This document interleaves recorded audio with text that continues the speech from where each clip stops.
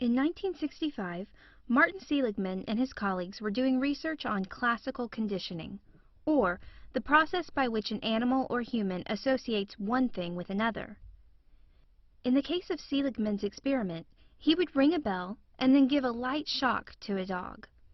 After a number of times, the dog reacted to the shock even before it happened. As soon as the dog heard the bell, he reacted as though he'd already been shocked. But then, something unexpected happened. Seligman put each dog into a large crate that was divided down the middle with a low fence. The dog could see and jump over the fence if necessary. The floor on one side of the fence was electrified, but not on the other side of the fence. Seligman put the dog on the electrified side and administered a light shock. He expected the dog to jump to the non-shocking side of the fence. Instead, the dogs lay down. It was as though they had learned from the first part of the experiment that there was nothing that they could do to avoid the shocks, so they gave up in the second part of the experiment. Seligman described their condition as learned helplessness, or not trying to get out of a negative situation because the past has taught you that you are helpless. After the dogs didn't jump the fence to escape the shock, Seligman tried the second part of his experiment on dogs that had not been through the classical conditioning part of the experiment. The dogs that had not been previously exposed to the shocks quickly jumped over the fence to escape the shocks. This told Seligman that the dogs who lay down and acted helpless had actually learned that helplessness from the first part of his experiment. What does that have to do with humans? At first, Seligman wasn't completely sure, but further research has shown that the way people view the negative events that happen to them can have an impact on whether they feel helpless or not. Let's look at an example. Imagine that you just failed a math test. There are several things that you could say were the reason for that. I'm stupid. I didn't study hard enough. The test was too hard. Each of those reasons can be seen as a different type of attribution. An attribution is the factor that a person blames for the outcome of a situation. Attributions can be made for both positive and negative events. Psychologists have discovered that there are specific types of attributions that cause learned helplessness. The attributions most likely to cause learned helplessness are internal, stable, and global. An internal attribution is any attribution that gives the cause of an event as something to do with the person as opposed to something in the outside world.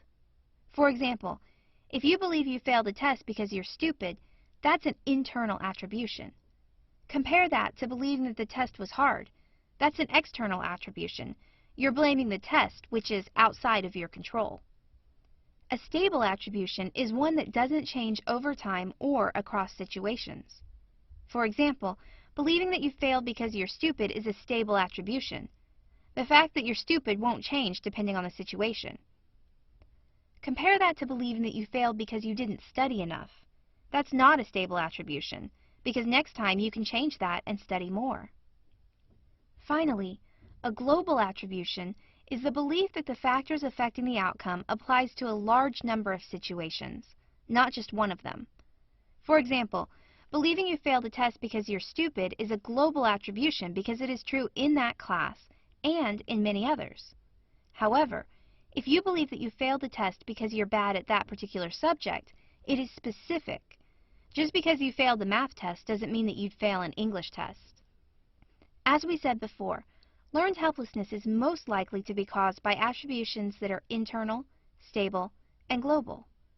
In the example above, the attribution most likely to contribute to learned helplessness is the belief that you failed because you're stupid. Of course, a single test is probably not going to cause learned helplessness, but many studies have been done showing the effect of negative events over time. For example, one study showed that children who regularly did badly in math became convinced that they were bad at math and that there was nothing they could do. The resulting learned helplessness meant that they stopped trying to do well in math. It became a self-fulfilling prophecy where they gave up and, as a result, continued to struggle in math. Another study looked at learned helplessness in college freshmen. It's believed that many freshmen struggle academically because they make attributions that lead to learned helplessness. To combat this, researchers randomly selected freshmen to receive instruction on how things like intelligence and success change over time. The result? Those freshmen who received the instruction had less academic issues than the freshmen who did not. They displayed fewer symptoms of learned helplessness. In addition to these studies, there have been many studies showing how learned helplessness can lead to depression. Learned helplessness also contributes to raising stress levels, reducing the ability of a person to learn new things, and decreasing a person's effort. This makes sense. If you don't think what you do will help, you're less likely to try. Learned helplessness occurs when people or animals feel helpless to avoid negative situations. Martin Seligman first observed learned helplessness when he was doing experiments on dogs. He noticed that the dogs didn't try to escape the shocks if they had been conditioned to believe that they couldn't escape.